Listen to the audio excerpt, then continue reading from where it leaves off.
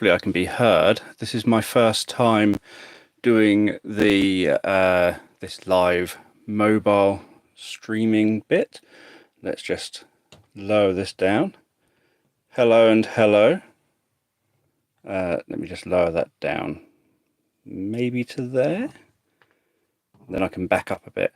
Hopefully you can hear me. This is the first time I've done this mobile live streaming thing, so I thought I would check it. Obviously it squishes in the sides. Can you hear me, Holly and Diddle?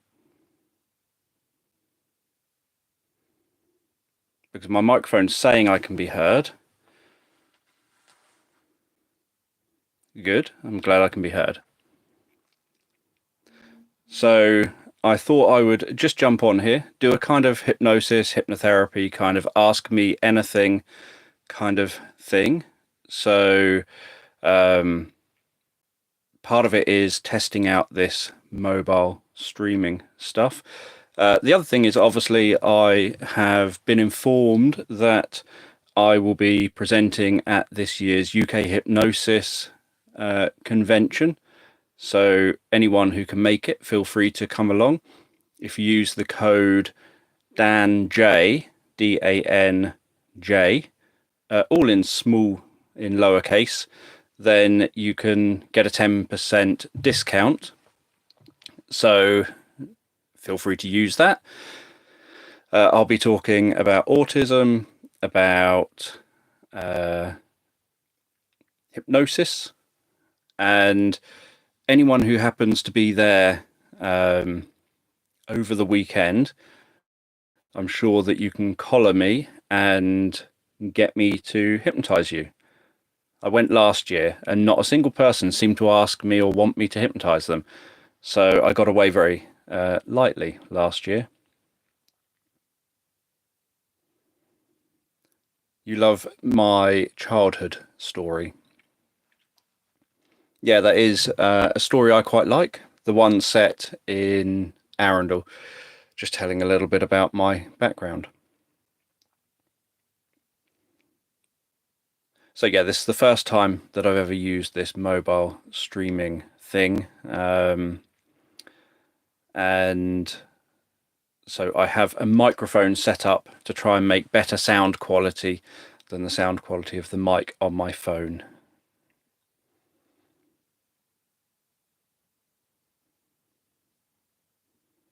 I thought it would just be interesting to try.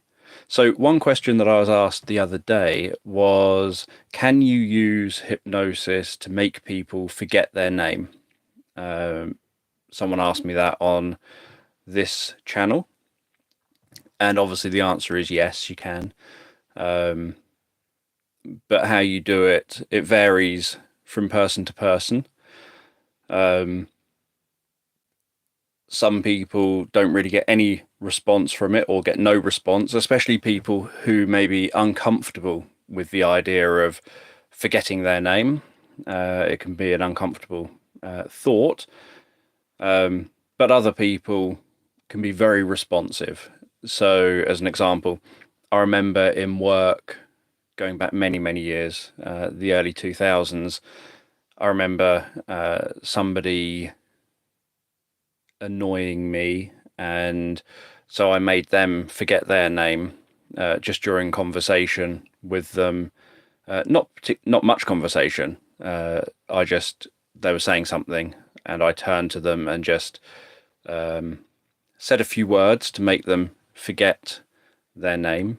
So yeah, you can do that, but with most people, they kind of forget their name, but if they really think about it, they know that they know their name. It's just that they feel compelled to go along with the idea that they can't remember their name. Yeah, they were a manager, so they were annoying. I can't remember why that. Well, I know lots of reasons why they're annoying, but I can't remember why they were annoying in that instant.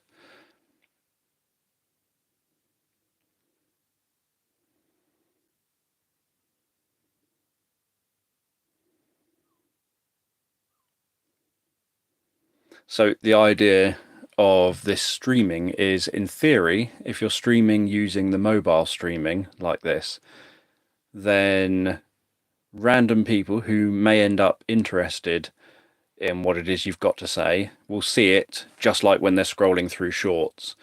And so you're more likely to have random people suddenly discover you who otherwise wouldn't know you. But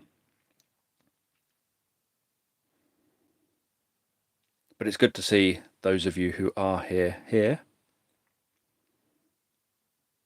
And yeah, I keep forgetting that it's Easter. Obviously, I don't celebrate Easter, so it's just another day when chocolate is overpriced.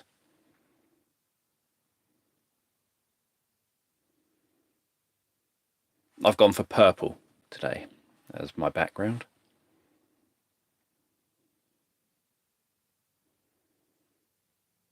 And I thought I'd keep this stream short. Hello, Bumblebee. I've set an alarm on my watch to make sure that the stream doesn't overrun.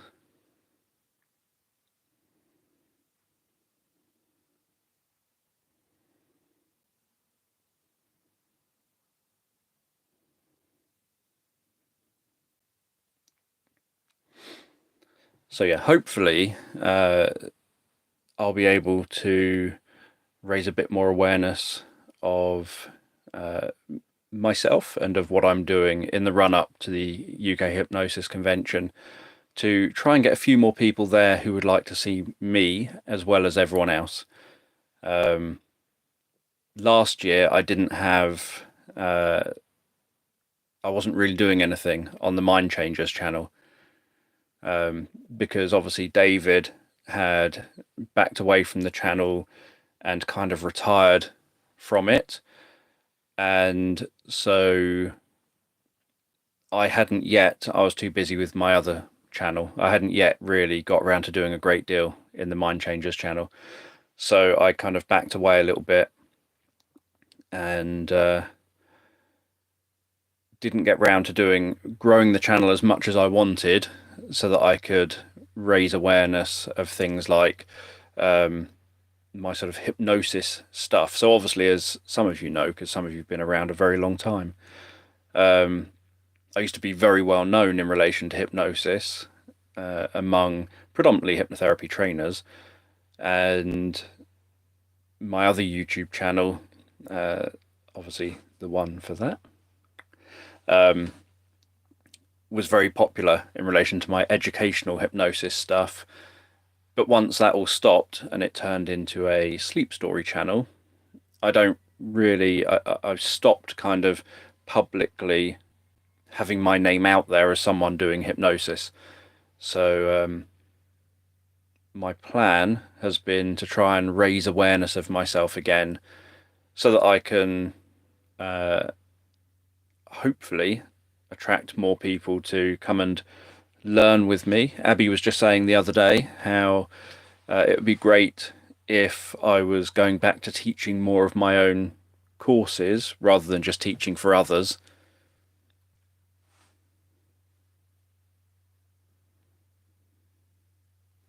The UK Hypnosis Convention takes place in a hotel pretty much on Heathrow Airport. Not the ideal location for people like myself, but it's a location that many years ago, when the UK Hypnosis Convention started, was set up to be somewhere that international students and international trainers, more importantly, could fly into. So the idea was that if you want to get some really good names to the UK Hypnosis Convention, you want to make it as easy as possible for those good names to be able to get to the convention and attend. So they decided to do it at Heathrow Airport, or right on the edge of Heathrow Airport, so that you can literally just get those people straight away to to come there. But Darren Brown is unlikely to be there again this year. He's not the keynote speaker this year. I think they've got Jonathan Goodwin, as the keynote speaker, who is a magician and mentalist. He has done a lot of TV magic TV programs, and I think following his accident, he had an accident doing an escapology trick, and following his accident, I think he's got more into doing hypnotherapy and coaching now, and so he's going to be the keynote speaker. But they've also got, in fact, I don't remember seeing which talk he's doing. They've got David Spiegel there as kind of I think the biggest name in the hypnotherapy research world, who's happening to be at this one, this next one coming up. So for me, they're the lectures that I'm more interested in, are the ones run by the hypnotherapy researchers sharing their findings in the world of hypnotherapy and what the research says works and helps people. How much is it and when? I can't remember how much. It depends how much you want to attend. So you can attend. Last year, the tickets sold out well before the date of the conference, but or convention. But you can attend, say, just the Friday, Saturday, Sunday, or you can attend all 3 days. You can attend all 3 days plus the gala dinner on the Saturday night, I think it is. But you can get 10% discount on whatever it is you choose to pay for if you obviously use the code DANJ. It takes place, I think it's November the 15th to the 17th, so it's at the end of the year. Obviously, if you live locally enough to the hotel, then you don't have to obviously pay for the accommodation. You can just travel there and back every day. Ah, good old Holly has got the information. Maybe not old, but you know what I mean. Yeah, unfortunately, I am staring at a telephone and don't have the facility to easily type anything. It's not as easy as on a computer. But yeah, so I think it's reasonably well priced. The challenge is obviously, or the bit that makes it cost more, is when you're paying for the hotel and travel as well. So if you're lucky enough, for example, to be someone who lives in London or someone who lives on the outskirts of Heathrow somewhere, then it's really easy. Yeah, it's going to be much cheaper because you don't have that expense. Whereas when you come from elsewhere and you have to stay at the hotel for the whole thing, then obviously that adds probably double the cost again. But £120 per day for hypnotherapy training is very reasonable. So most one-day hypnotherapy training courses cost about 150 to £250 a day. So Human Givens, I've done a lot of their training in the past. Human Givens used to charge, I think, £99 plus VAT for their training, and I think it's now gone up to something like 150 plus VAT. And most other hypnotherapy training courses, and even my own when I used to run them, would be that kind of price.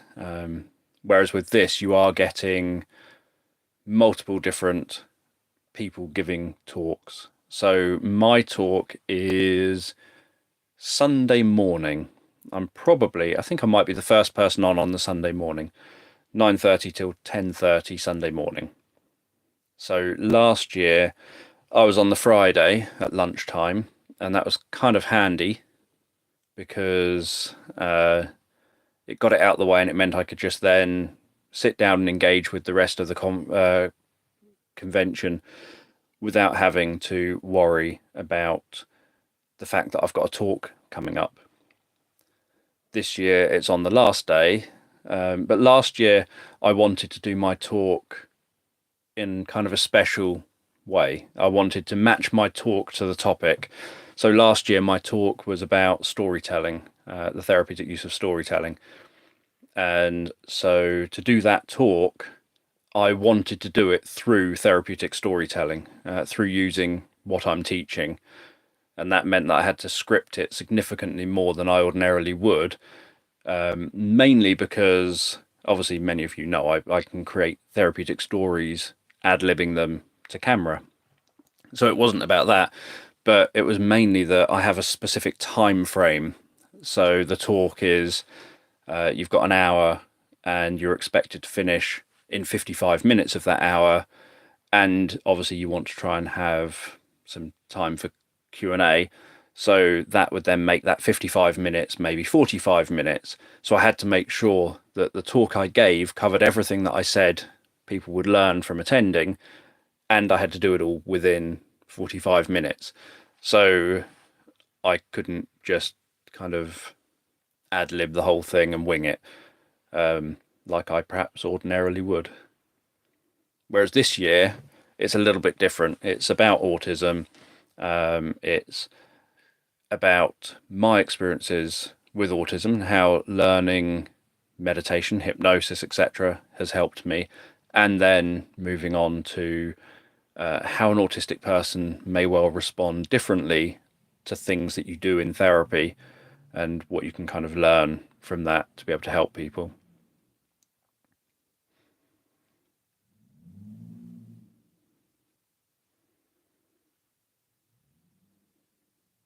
You're definitely not useless furniture sat in the corner. I think so. I don't think of myself as my ad lib skills as being amazing. I just think that, and nowadays I have a fairly low opinion of myself and my storytelling abilities, because I'm not trained as a storyteller. So I don't feel that I'm that good specifically as a storyteller. But I, in relation to the ad libbing part and therapeutic storytelling, I think that that's fairly straightforward. Any therapist would be able to do exactly the same, because they do exactly the same every single therapy session. Obviously the role of a therapist, a client comes in, a client tells you their problem, a client shares with you a bunch of information about the problem, about the solution that they want to achieve, about the steps to that solution. They use therapeutic metaphor. They use metaphors in their language and in their gestures and things. So they might, gesture pushing something away, and so you can then use that as a therapeutic metaphor. You can talk about them pushing something away to clear a path or something. They might talk about wanting to see the wood for the, they can't see the wood for the trees. And so you may then have them, for example, flying like an eagle over a forest. They may talk about wanting to gain perspective. And so you might then have them climbing a mountain and looking at how far they've come. So as a therapist, literally that's what every trained therapist is doing. Every trained therapist is listening out for metaphors that clients use. Every trained therapist is listening out for the patterns in the problem and the patterns in the solution. They're listening out for what content this client, whoever it is, can give them. And then you create therapeutic stories with that content, not normally an entire hour-long story, but you'll create therapeutic stories in terms of maybe a 20-minute thing that you're going to do during the therapy session, or you just regularly tell tiny little 1 or 2 minute stories as examples ongoing throughout the session. So that's literally a skill that you learn as a therapist. And so all I'm doing is exactly what every other therapist who's out there can do. It's just that I've done it on camera, and well, that's it. There's nothing different. Yes, I quite like the purple backlight as well. I can't change it right now because I have to use my phone to change the light, and my phone's in use.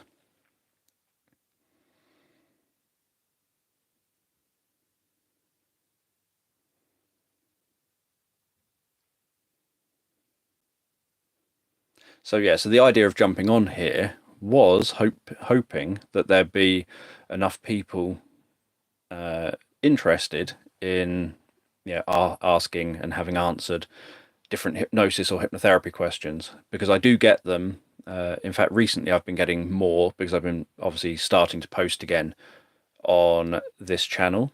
And so recently I've had a lot more questions about hypnotherapy. I've had questions about things like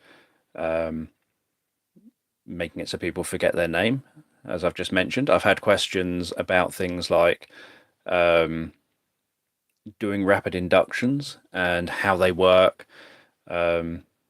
Questions about how you can hypnotize yourself, because I think there was a question from somebody who had seen one of the rapid inductions and thought, well, what if I want to hypnotize myself? There's no way I can do that rapid induction to myself. So I sort of had to explain a bit about that. Yes, I've had my first ever video to pass 1 million views. It's currently, I think, at 1,014,000 or something. But yeah, I had my first video to pass 1 million views. So my other channel has had, I think, about 18 million views or something in total. Although of videos that are still on the channel, so that's videos that are on my list of videos on my channel. But videos on my list which are public, I think it's about 15 million views. So hypnosis in relation to specific issues. I think I might have answered this before. Hypnosis in relation to specific issues. Hypnosis isn't a therapy. So hypnosis helps you to focus your attention. Hypnosis is the process of focusing attention and increasing responsiveness. So in relation to helping with delayed phase sleep disorder, it would be about finding the therapy that works for you, and then the hypnosis part would be that would help you to focus on doing that therapy better. So the example I often give is that if someone's trying to park a car and they've got passengers in the back seat and maybe beside them, and they're being distracted by that, and they're self-conscious, and they've got the radio on and that's distracting them, and it's a really difficult spot to park, and then they've got maybe people being impatient around them in other cars or even pedestrians or whatever, and you've got all of that in your brain going on, your ability to park that car is significantly reduced over if everyone goes away, your passengers get out and leave, the radio gets turned off, so that your sole focus of attention is now just on parking the car. That's when you then park the car better. So the idea of the hypnosis part of the process is that whatever the therapy is that you're doing, it helps you to be focused on that therapy in a far more pure kind of way. You know, your brain isn't jumping all over the place, going elsewhere and trying to think of other things. You're literally just focused on doing the therapy you have to do. One thing, obviously, that can help is, for example, you can use hypnotic techniques to like just directed at relaxation, for example, like I do with my sleep stories, of tying up someone's attention so that you can help someone fall asleep. And then if someone can fall asleep fairly straightforward with say a sleep story or a meditation or a self-hypnosis track or whatever it happens to be, then you can obviously use that whenever you want to fall asleep, so that you can start to train yourself to start to fall asleep at the correct time. And whenever you wake up during the night, if you happen to wake up during the night, you can then just use the same thing again and just essentially just roll over, press play, and fall asleep again to the same thing, so that you train yourself to be able to do part of the process. There are other things, strategies that you use in relation to various sleep problems, like staying awake all night long rather than falling asleep is a common task to set. so that you then retrain yourself to fall asleep at the correct time. So you don't necessarily you can obviously set an alarm to wake yourself up, but what you need to do is usually control the time you fall asleep so that you start trying to reset yourself so that you always go to bed at the same time, you fall asleep at the same time. So yeah, so obviously if you're falling asleep at 6 a.m., then if your plan is to always get up at say 7 a.m., my thing would be don't go to sleep. Just stay awake until 7. On this channel some time ago, I did a video about treating sleep by giving a task to somebody and saying, are you happy to sort your sleep problem out by giving up 6 hours of sleep? And then someone will agree to it. And then what you do is where the person, so say you were falling asleep at 6 and waking up at 8, what you do is you would then say, okay, don't fall asleep at 6. Instead, just stay awake, miss those 2 hours of sleep, crack on with your day. And then the next night, when it gets to 6 a.m., don't fall asleep again, stay awake, and then do that a few nights running and use a task like that to reset your body clock.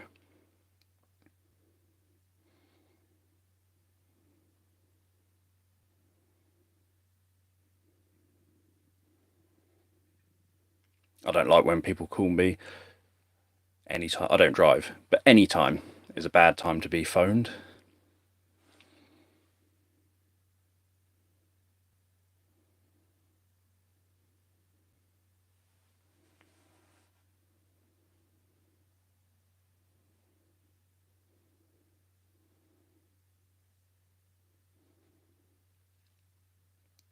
So the question is, what happened after those 10 days and 10 nights? Did you go to sleep? Did you go to bed at, say, 11 o'clock at night on that 10th night, at the end of the last night, so that you could try and reset your body clock? Or did you fall asleep at, say, 6 a.m. on the 10th night? So the 11th morning or whatever it would be. Because you would want to make sure that you don't let yourself sleep until the correct time, whenever that time is. But ultimately, obviously, the best thing is to be working with a medical professional, something like that, probably, I imagine. So I know someone who's had to go into a sleep clinic for a very similar problem. And so that's what I would imagine would end up happening, that you go into a sleep clinic where they can actually check to see if there's more going on than just sort of something that can be treated through some form of psychological therapy.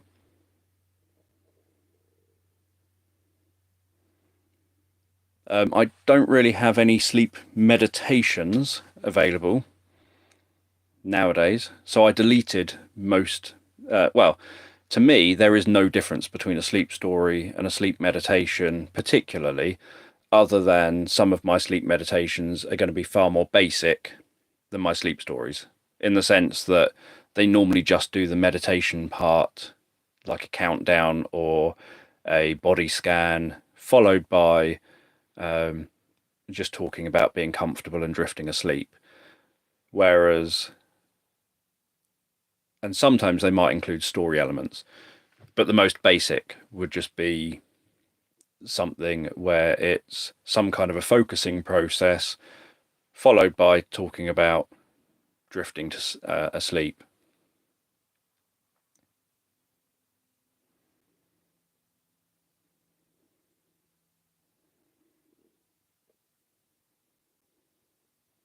Happy birthday to your brother.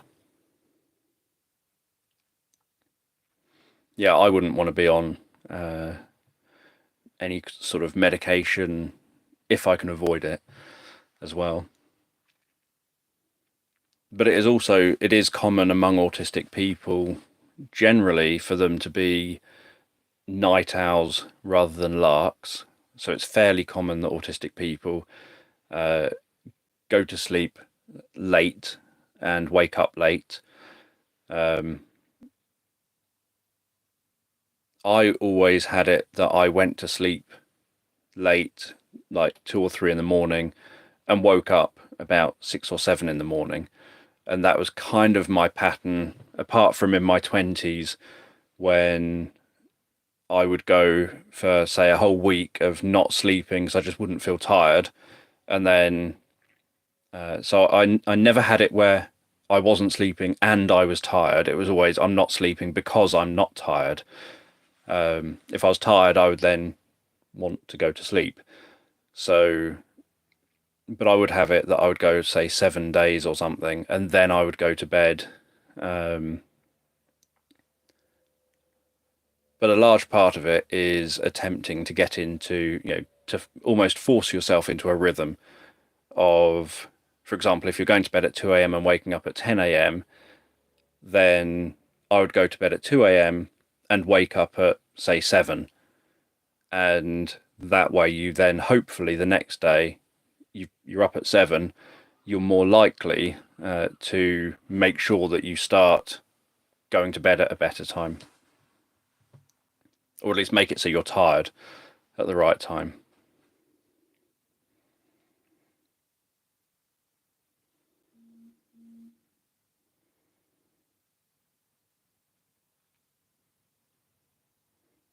Yeah, see, that to me is more the issue that I would imagine is if it's a problem that you're not able to fix by, so for example, if you're out of phase, so to speak, with the rest of your community, then as if you were, say, you've been traveling on holiday through time zones and you're obviously in the wrong time zone because you've come from a different time zone, then your body obviously ends up correcting that over a period of time, and you can do things to speed that correction up, like forcing yourself to stay awake when you arrive on holiday, or forcing yourself to essentially go to sleep when you arrive on holiday or on your journey to where you're going on holiday, to try and start so that over a few days you reset how you need to be at the destination. So if a strategy like that isn't working, then, and it's more, there's a lot of kind of mental chatter, brain not shutting up, all that stuff going on, then that's probably more the thing that needs to be addressed. Different things that help with that are things like sleep stories, meditation, self-hypnosis, anything where you can focus your brain on it so you don't focus on worries. So the idea is, if you listen to, say, one of my sleep stories, the idea is that when it gets to a point where I go quiet for a moment, and it's not so pronounced nowadays, but in my old stuff, where I'd go quiet for, say, minutes at a time, then at those moments where I go quiet for a few minutes, in the person's head, because they have stopped talking to themselves by that point in time, they just experience nothingness, and they're very likely, if it's bedtime and they're tired, to fall asleep because there's nothing in their head, and so you just fall asleep. So that's often the kind of thing that you're trying to help someone with something where they can focus on it, and that's why you would do things like, say, a body scan or a guided imagery process or a countdown. You're giving something for the person to engage in and focus on, so they're not focusing on worry thoughts or other types of thoughts, whatever that thinking is. So there was something I was going to say about that. Just scrolling back.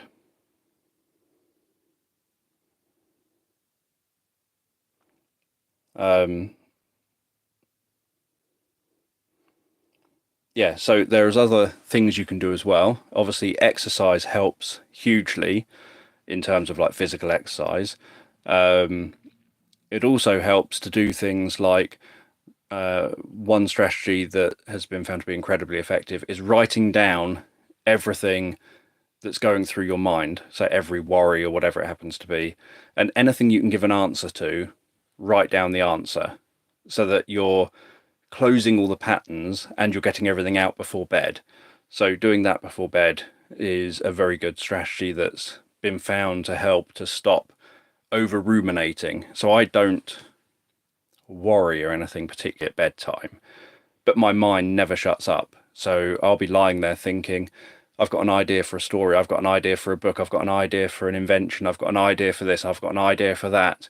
And my brain is constantly coming up with ideas, or I've seen something during the day and I'll come up with, oh, there's an idea for this that I've thought of, or an idea for that that I saw today that could help to improve that. And so my brain is constantly coming up with different inventions, different ideas, different processes around things, different ways something could be done, and it's constantly active. And so I have to fight that part of me of having to deal with my brain not shutting up in terms of positive things.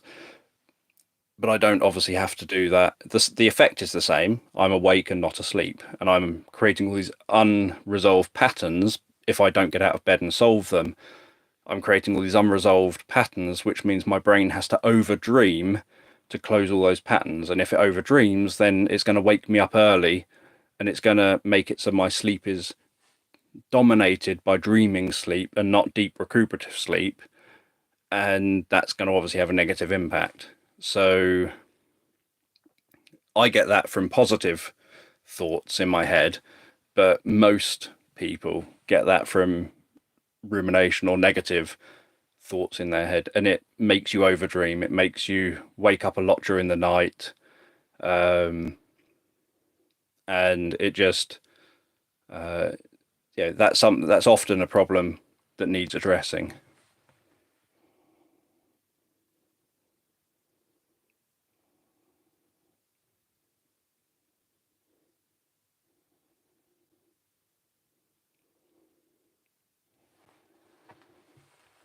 Yeah, the eyes open, eyes closed process is a very good one to do.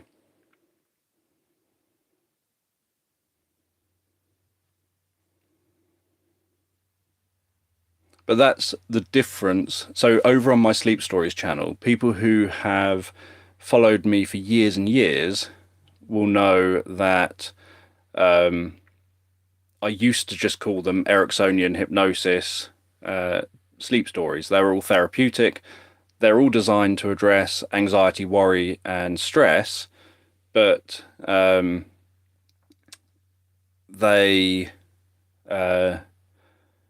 used to just be termed hypnosis. And the idea was, and when they were termed hypnosis, and people followed my channel for hypnosis specifically, as opposed to for sleep stories, those stories would help people to sleep. They would help people. People would focus on them and would do what they're supposed to do, which is engage with the story. It's an interactive process, not a passive process. The idea is you don't want, or I don't want someone listening to my sleep stories passively just having it on in the background. I want someone actively engaged. And nowadays, since the channel has become a sleep stories channel on my other channel, I get people listening to them passively, not actively. People just listen, they just sort of think, I'll put on a sleep story and then I'll go to sleep. They don't put on a sleep story and engage with the process, engage with the induction process if there's an induction of some kind on it. They don't engage with having a sense of what the bark of a tree feels like, or having a sense of what grass feels like under your hand, or what the air feels like to breathe it in through your nostrils and the feeling of it down your throat, or what the clouds look like in the sky. They don't engage with all that. They're just passively listening. And then, so I used to obviously have the silences specifically so that people engage and have time to do the engaging. If I'm talking straight away, so if I say, and you can have a sense of the clouds passing overhead, and then I start talking straight away about, and you can continue walking on that beach, I haven't given time for the person to actually have that sense of the clouds passing overhead. Whereas if I say, you can have a sense of the clouds passing overhead,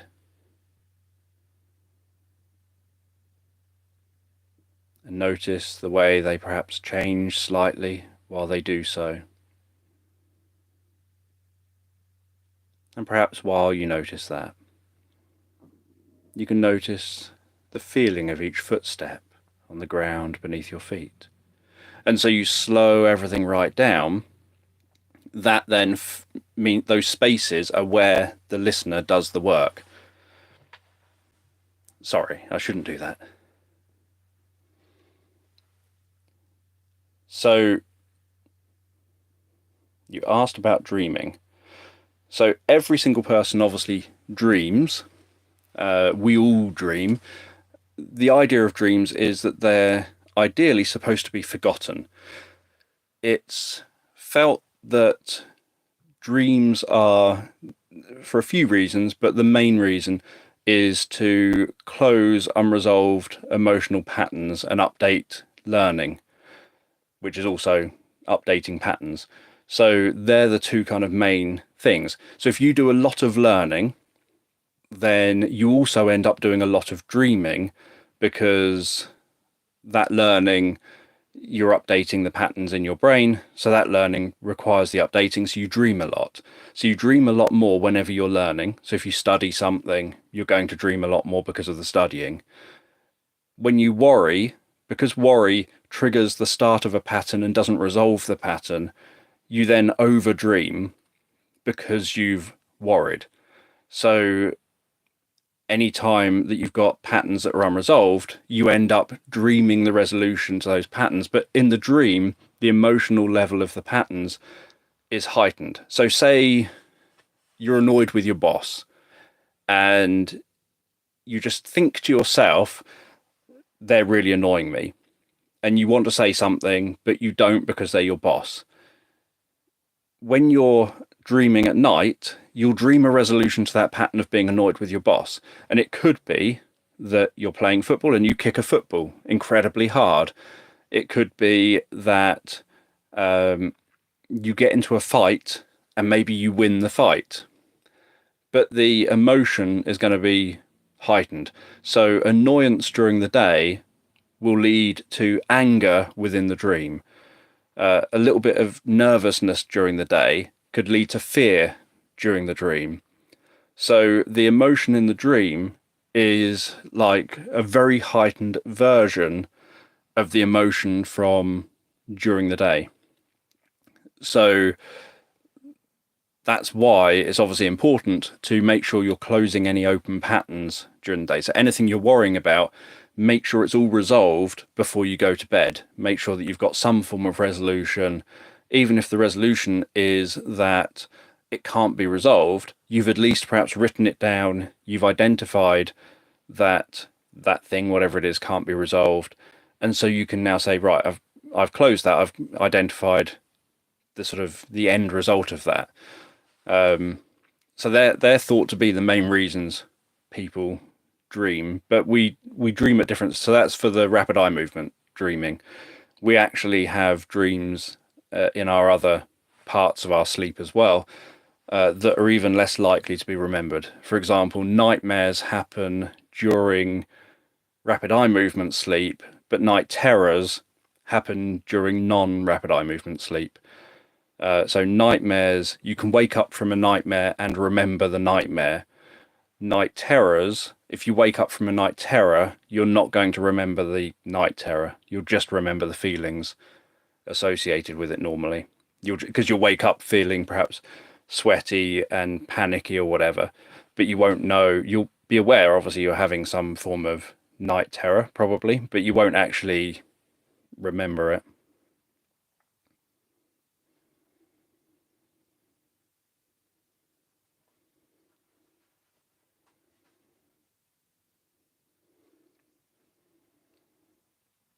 But yeah, for most sleep challenges, the main thing ends up being somehow figuring out what part of the process you can take control of that sleep.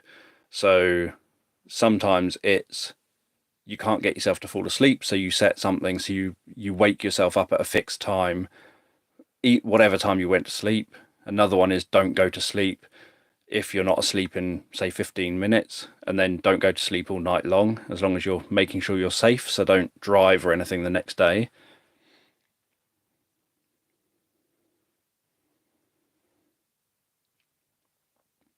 And dreams are always based, or nearly always based, on what went on that day.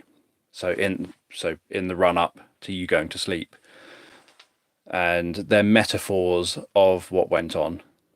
And the thinking about why they're metaphors is so that you hopefully don't mix reality with your dreaming. So you know that it's not real, even if at the time it kind of feels real.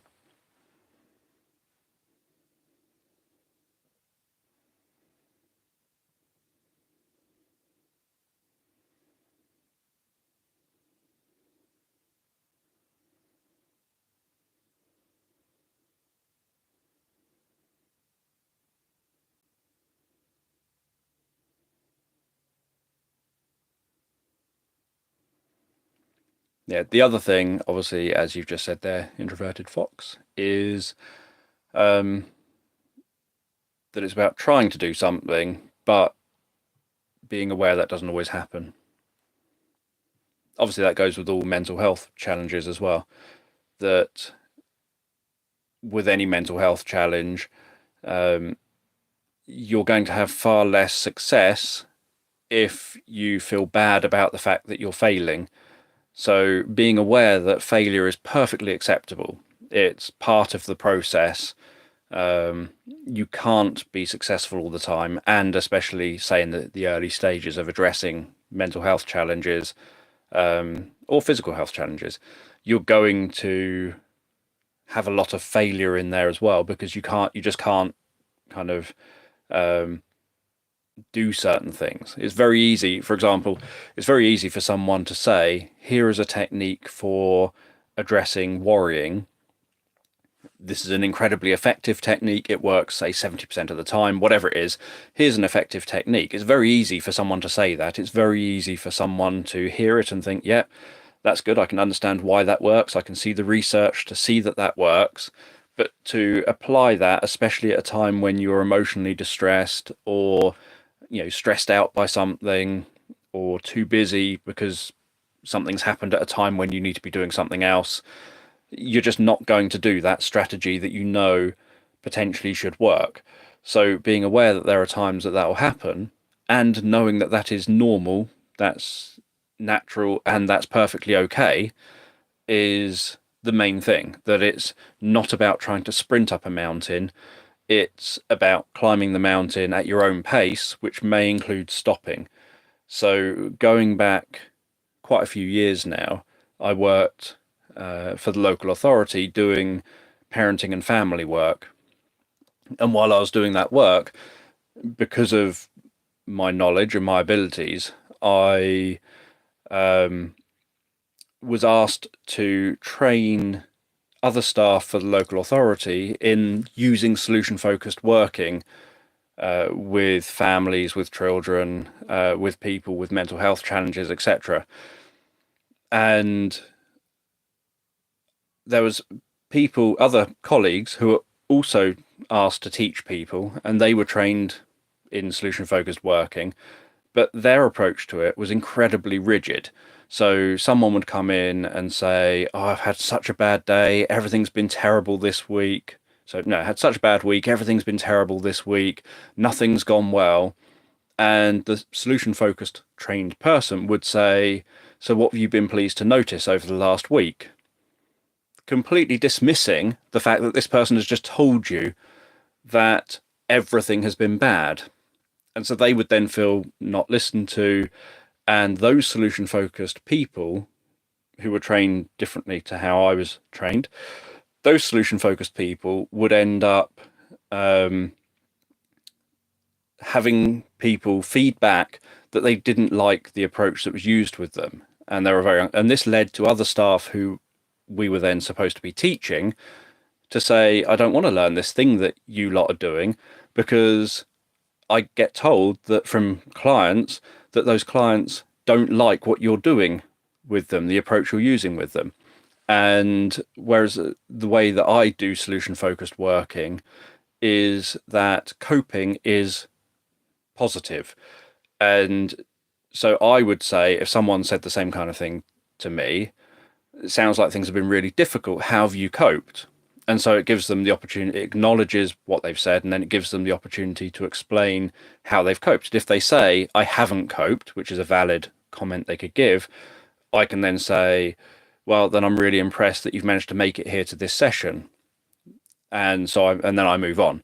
So I'm still praising the fact that on some level, my view is they've coped, but I'm not telling them I'm not telling them, yes, you have coped because you've made it to this session. So of course you've coped to some extent. I'm just acknowledging it and then moving on. And that would get a very different reaction from clients to clients who essentially end up just being sort of invalidated in terms of how they're spoken to. So it's very easy for myself or anyone to say, here are some strategies that can help, but it's very hard to sometimes apply those strategies or those skills when they're needed. And so it's useful for therapists and for us within ourselves to accept and to understand it is perfectly fine to not climb a mountain in one go. It's perfectly fine to stop, take breaks, to think sometimes, I don't even know if I'm going to make it the rest of the way. All of that's normal human experience and stuff that's perfectly fine for people to have and to go through, not feel compelled to have to climb mountains in one sort of stride, so to speak.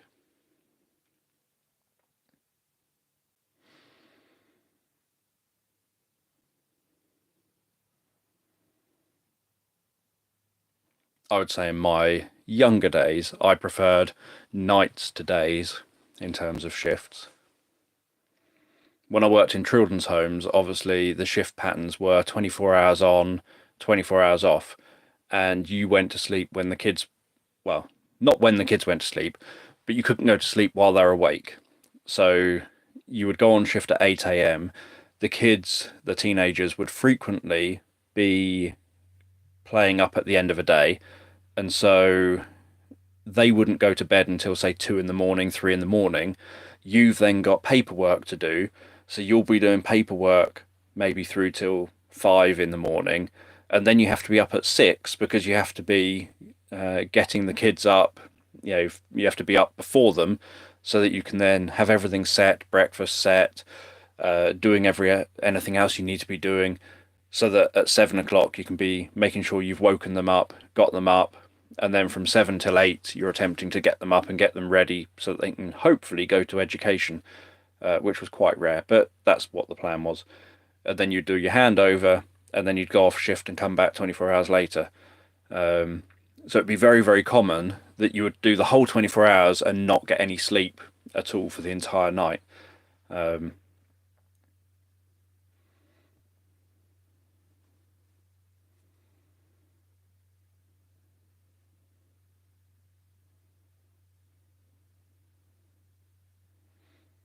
and I used to cover people's shifts. So I used to take annual leave knowing that children's homes have an enormously high turnover. And so I would um, take annual leave on my days, knowing that they won't find cover.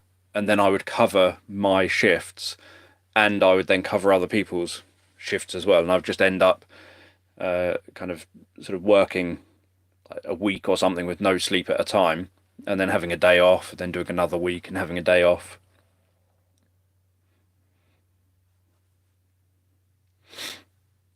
Yeah, I prefer nighttime with the silence, less interruptions. I like being outside often at nighttime. It feels calmer, far more relaxed.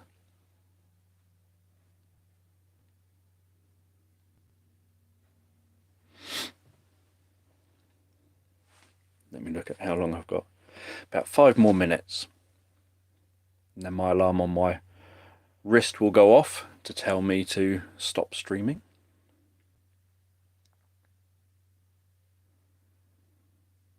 It's actually a reasonably straightforward way to stream. This is an advantage of this streaming, apart from the fact that I suspect if I did it for long, like my normal streams where I'm going on for 3 hours or something, um, my phone would run out of battery. And I've got my phone attached sort of into a clamp stand thing that I've got. And that covers the hole that I could plug the phone in. But if I can plug my phone in, then I could probably go for longer.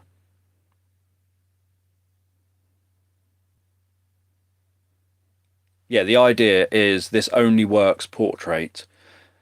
Um, so it then, in theory, it's supposed to show up in shorts feeds and things, so that as people are scrolling through, they'll see that you're live, and when they see that you're live, hopefully, some people then decide they discover your channel where they ordinarily wouldn't, because they flick through their phone and they stumble across a live stream that they can then check out. Whereas if I go live normally, where it's obviously landscape and I'm sort of that side, then people aren't searching for it. They're far less likely to stumble across it or have it recommended to them randomly. And nowadays, most people, so the idea again is YouTube feels that most people watch YouTube on their mobile phones, not on. I watch YouTube only on my TV.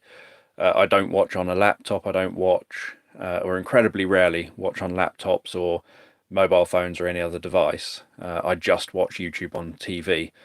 But YouTube's data is that most people watch YouTube on a mobile phone, and so nowadays most people actually want portrait content so that they can just see it all filling the whole screen, rather than and most people just flick and scroll through things rather than having it landscape and then having to turn your phone sideways. And then obviously if you've got say you're watching a live stream on a mobile phone, you're going to have the chat at the side.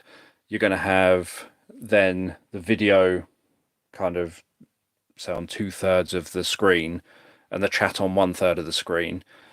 And so the chat then, the screen's already much smaller. So one challenge with portrait is obviously you don't have the side of the screen. So if I was doing something like gaming or something, it wouldn't be very handy doing it this way. But if I'm live streaming and I'm the focus of the live stream, so just me, it doesn't matter what's, nothing's going on either side of my head. So it doesn't really matter if it's just me on screen. It just means that I now fill your whole screen, because like if I move my hand, I'm behind the text.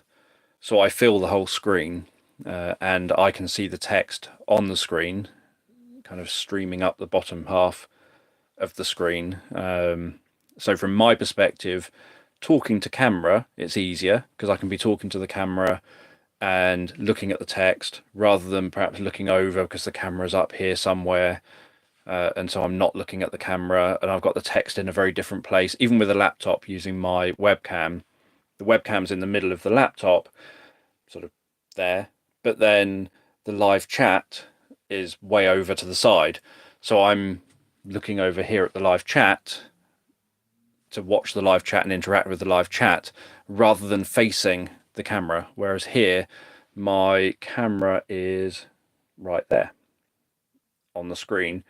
So I'm able to better be facing the screen while chatting. But I am curious how people find this, this kind of live stream where it's portrait instead of landscape. Obviously, it's also at a different time to usual. It's my time. It's nearly 10 to 5. Whereas normally my time, I live stream. If I'm doing a sleep story creation session, well, that's good timing.